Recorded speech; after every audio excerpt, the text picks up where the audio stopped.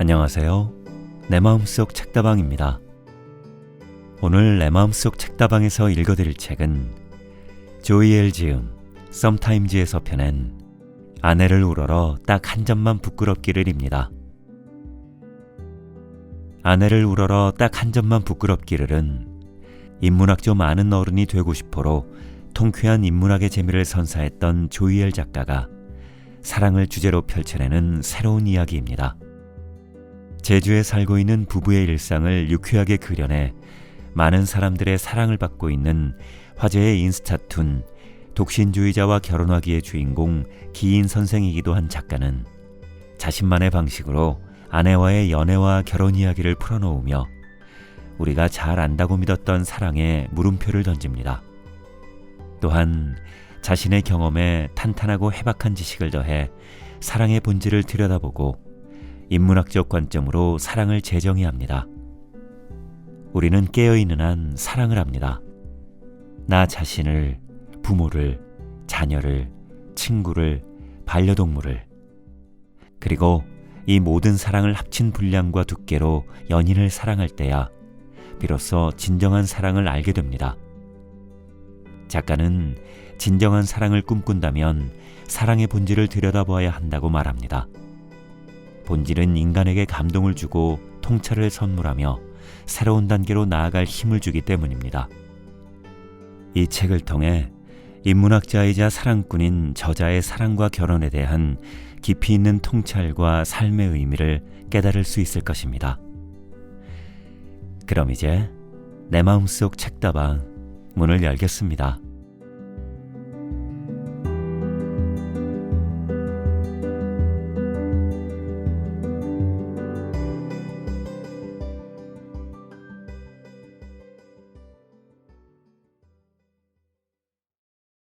아내를 우러러 딱 한 점만 부끄럽기를. 조이엘 지음. 사랑이란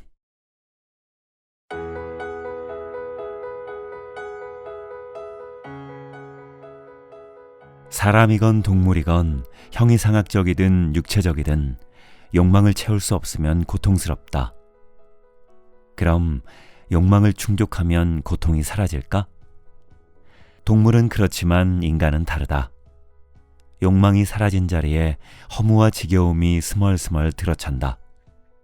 권태다. 권태 역시 고통이다. 권태를 쫓기 위해, 죽을 것 같은 지겨움에서 벗어나기 위해 인간은 새로운 자극과 욕망을 찾아 나선다. 그렇게 욕망과 권태 사이를 그네처럼 왔다 갔다 하면서 스스로를 고통의 톱니바퀴 속에서 소진시킨다. 사랑을 끌어가는 동기 상단부에 욕망이 자리하게 되면 그 사랑이 깨지는 이유도 말라붙은 욕망을 비집고 들어찬 권태 때문이다.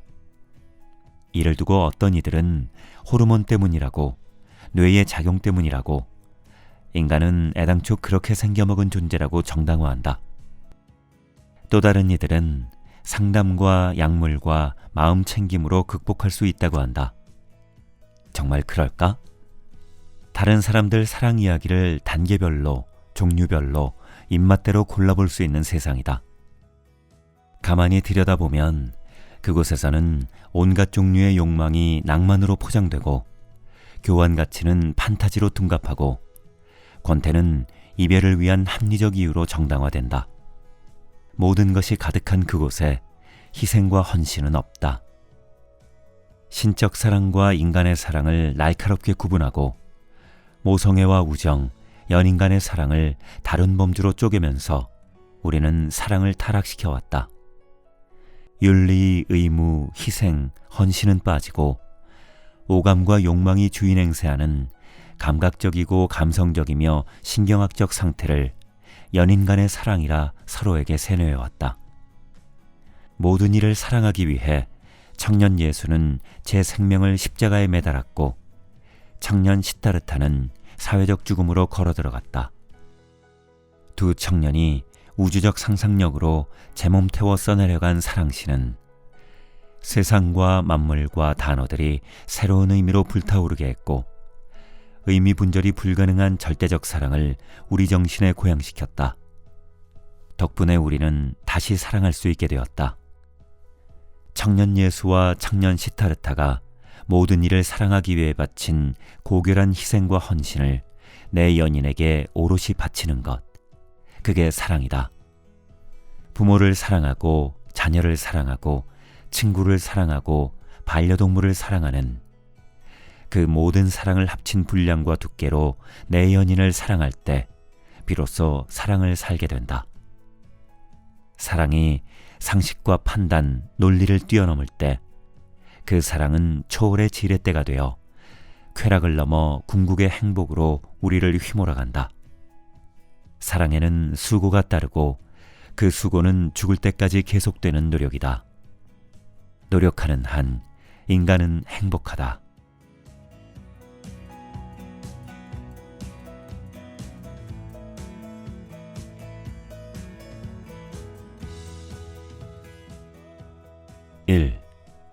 내 기억은 내가 그것을 했다고 말한다. 하지만 내 자존심은 그럴 리 없다고 말한다. 늘 자존심이 기억을 이긴다. 신이시여, 저 여인이야말로 제 운명입니다. 딱 한 번만 더 도와주세요. 하지만 신이 맺어준 관계도 몇 달을 넘기진 못했다. 그래도 그녀에게 좋은 사람으로 기억되리라 확신하고 싶은 건 내 자존심일 터. 첫사랑이란 단어 자체가 관계를 이끄는 동력이었던 A. 다른 남자들이 다들 좋아하니 덩달아 좋아에 맺어진 B. 내게 먼저 호감을 보여 사귀게 된 C. 나와 너무 달라 끌렸던 D. 그리고 이제는 알파벳 순서로만 남은 몇몇 여인들. 이 중 누구 하나 내 심장을 두드리지 않은 여인은 없었고 공통점을 찾기 어려울 정도로 각각의 매력을 가진 사람들이었지만 결론은 늘 같았다. 친구로 남기는 개뿔, 우연이라도 마주치지 말자. 그리스 신화에서 행운을 담당했던 여신 티케는 로마 신화로 이주하면서 운명을 주관하는 포르투나로 개명한다. 운명의 여신 포르투나는 거대한 수레바퀴에 인간을 붙여 인간 운명을 지 마음대로 결정한다. 그에 따라 인간 운명도 순식간에 변한다. 참으로 덧없이. 여신의 신전으로 나아온 남녀들은 조각난 사랑 혹은 착각의 파편을 쌓으며 여신을 원망하고 저주한다. 하지만 포르투나는 아무 소리도 듣지 않는다. 스스로의 돛이 되어 운명의 바퀴를 돌리고 돌린다. 삶에서 가장 고약한 것은 자신의 운명이 여신재량에 달렸다고 믿는 것이다. 사랑이라고 다를까?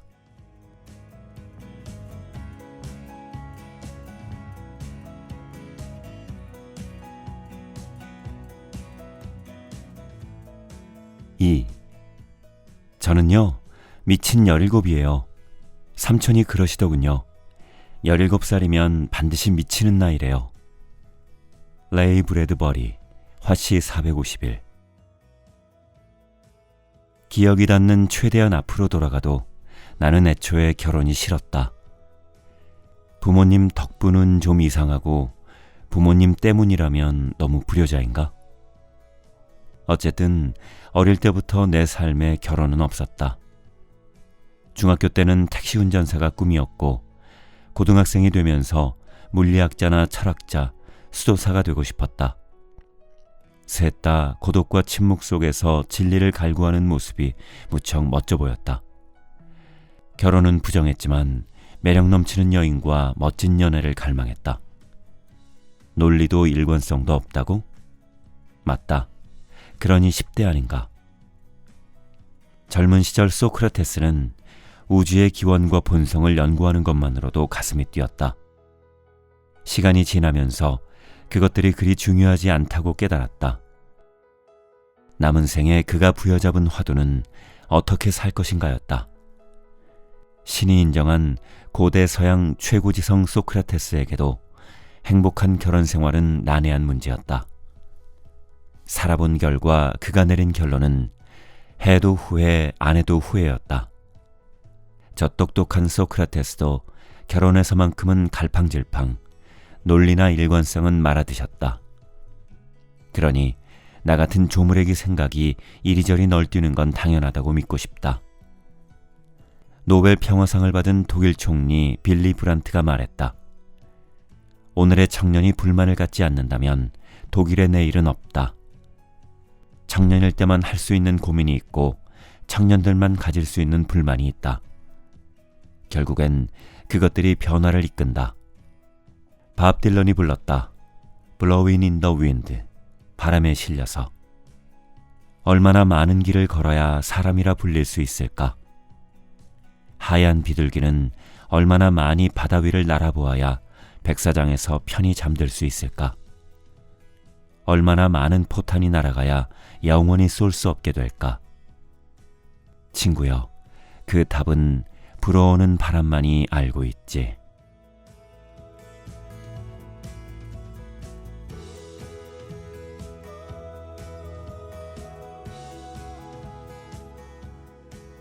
(3) 즐거움과 욕망은 적당히 충족해야 한다. 풀엑셀을 밟아 충족된 즐거움과 욕망은 새로운 욕망을 불러일으키거나 권태로 변한다. 쇼펜하우어. 서울대학교에 진학 후 나는 공부에 제대로 미쳤다. 뭔가를 알아갈수록 읽어야 할 책이 오히려 늘었다. 도서관을 벗어날 수 없었다. 대학 생활 내내 카페와 영화관은 한 번도 가본 적 없고 에버랜드는 지금까지도 못 가봤다. 에버랜드가 용인 자연농원이던 80년대가 내겐 최신 버전이다. 결만 다를 뿐 나 말고도 서울대엔 미친 사람들이 많았다. 친한 선배 하나도 공부에 제대로 미쳤다. 국어책에 나오는 시를 지은 분이 친할아버지였고 서울대를 졸업한 아버지는 지방의 어느 대학 교수였다. 누나들도 죄다 의사 아니면 변호사라고 했다. 그런 집안의 막내, 게다가 외동아들이어서인지 대학원에 진학하자마자 아버지의 결혼 압박이 심해졌다. 그딴 식으로 살면 지원을 끊겠다는 말도 들은 것 같다. 화내는 모습을 한 번도 본 적 없는 그야말로 영국 신사 같았던 선배는 20년쯤 연상인 여인을 데리고 가서 결혼할 여자입니다 라고 했단다. 그날 이후 아버지 입에서 결혼 이야기는 쏙 들어갔다. 선배는 집안 도움 없이 유학을 가겠다며 예수의 소속 기관을 들락거렸다. 테트리스 실력은 지존급인데 입체 테트리스는 2분도 채 못 견디는 저열한 공간지각 능력에 절망한 나. 물리학자가 되겠다던 꿈은 재수할 때 버렸다. 대학에서 인문학을 공부하며 수조사가 되고 싶은 갈망이 더 커졌다. 앞서 말한 미친 선배는 일말의 고민 없이 석사를 수료하더니 쿨하게 모든 것을 던지고 수조사의 길을 갔다. 오케이, 나도 간다. 나는 프란체스코 소속 작은 형제회와 그리스 아토스산 정교회 수도원에 끌렸다. 하지만 나는 수도원에 가지 못했다. 선배와 나는 서 있는 지점이 달랐기에 바라보는 풍경도 달랐다. 내겐 부양해야 할 부모님이 있었다. 게다가 나는 내 자신을 잘 몰랐다. 고독한 수도사가 되려면 엄격한 단체 생활과 꽉 짜인 규율을 통과해야 하는데 내겐 거의 불가능한 일임을 간과했다. 나는 고등학교 수학여행, 고등학교 졸업식, 대학교 입학식, 대학교 졸업식을 다 빠질 정도로 단체 행동을 싫어했다. 군대에서는 거의 정신줄을 놓고 지냈다. 어쩌면 나에게 수도사가 되겠다는 꿈은 세속과 욕망 정반대에 위치한 고상함을 빙자한 또 다른 욕망이 아니었을까. 풀엑셀을 밟아 그걸 채웠다면 내 삶은 또 어디로 흘러들었을까? 수도원이라고 권태가 없을까? 사람은 언젠가는 본색을 드러내게 되어 있다. 어쩌면 나는 아나무인 인간으로 유럽 어딘가를 방황하고 있지는 않았을까? 이루어지지 않은 꿈, 브레이크가 밟힌 나의 욕망 덕분에 지금 나는 적당히 즐겁다.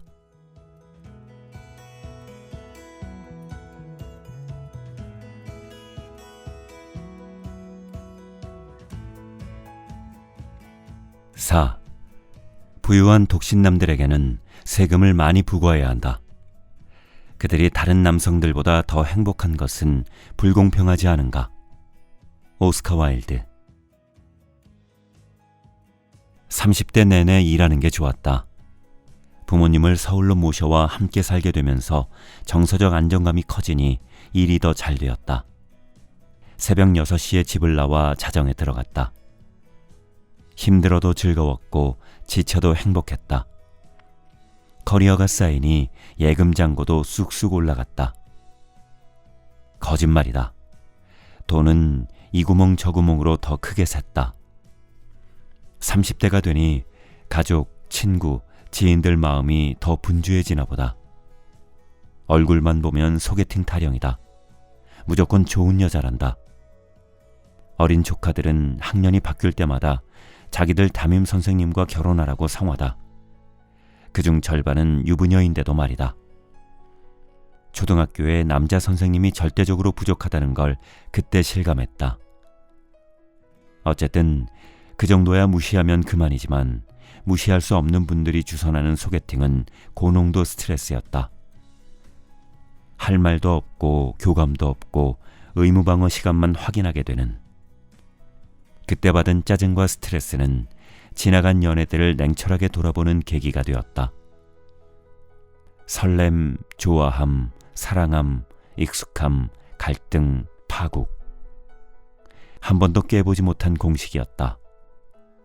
어쩌면 나뿐 아니라 거의 모든 인류가 따르는 알고리즘일지도 모르겠다.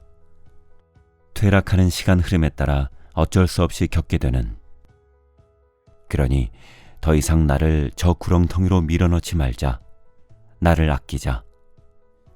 그렇게 나는 30대 어디쯤에선가 주변 사람들에게 독신주의자임을 커밍아웃했다. 그만들 해라 이제. 나는 가는 길이 다르다. 더 이상 나를 귀찮게 하지 마라. 그리고 SNS에 이런 글도 올렸다.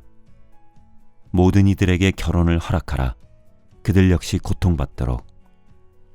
시중에서 통용되는 사랑 알고리즘에 오류가 있다는 걸 깨달은 건 한참 지나서다. 익숙함은 권태를 불러들이는 뒷문이고 권태는 바이러스인 듯 제가 속한 존재를 찢어가면서 덩치를 무한 증식시킨다. 그렇게 익숙함이 갈등이 되는 순간 파국으로 향하는 문이 열린다. 상대방을 충분히 안다고 생각하는 순간 사랑은 뒷걸음질 친다. 사랑하는 이의 참된 모습을 보기 위해 우리에게 필요한 것은 상상력이다. 아직 발견하지 못한 것들과 발견되어야만 하는 것들, 다시 발견되어야 할 것들과 새로운 의미를 부여할 수 있는 것들이 상대방 속에, 상대방 주위에, 그리고 상대방 너머에 무한히 깔려있다는 믿음에 대한 상상력 말이다.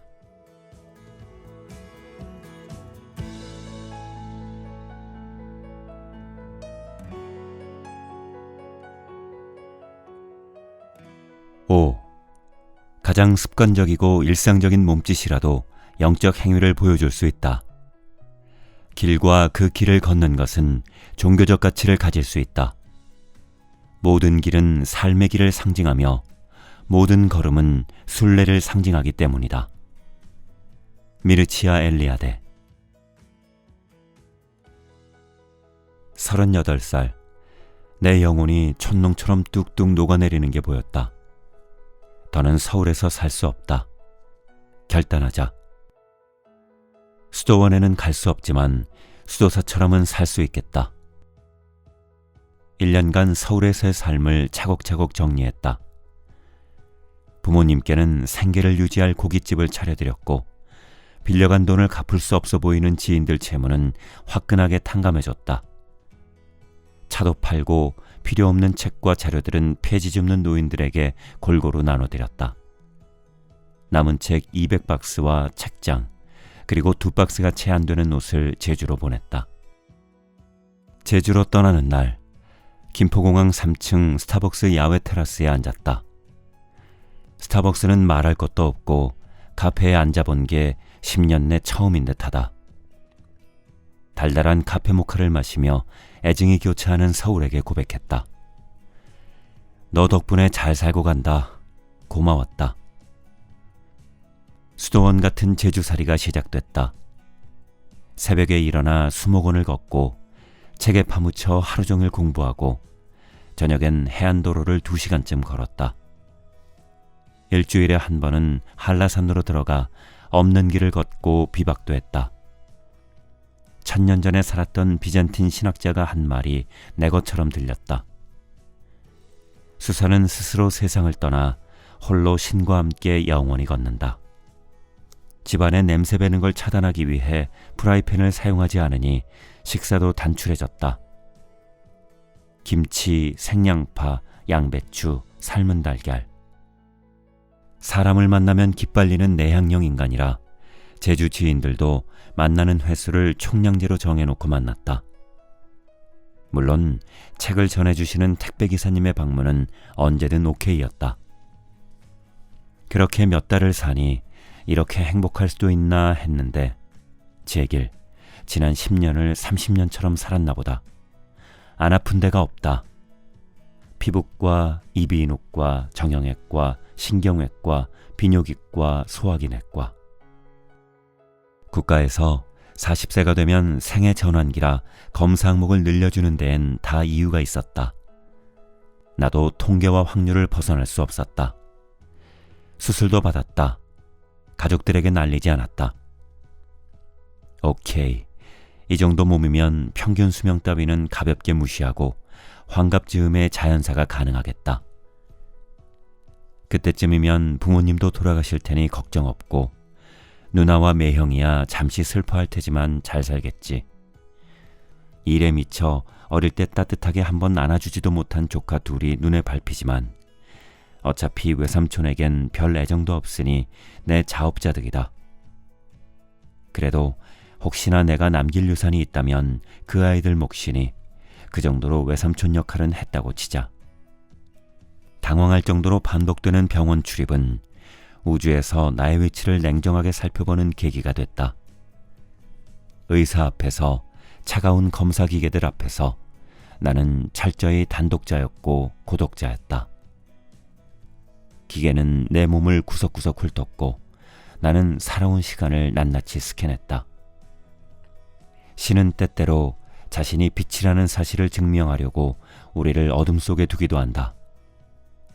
그때 우리는 단 하나의 질문에 집중할 수 있다. 피할 수 없는 죽음조차도 없앨 수 없는 어떤 의미가 내 인생에 있는가?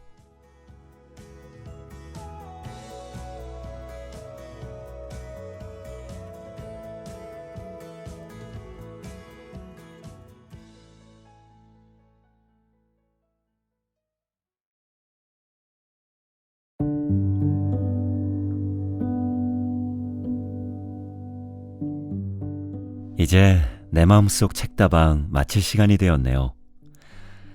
오늘도 함께 해주셔서 감사합니다. 저는 다음 시간에 새로운 책을 가지고 다시 인사드릴게요.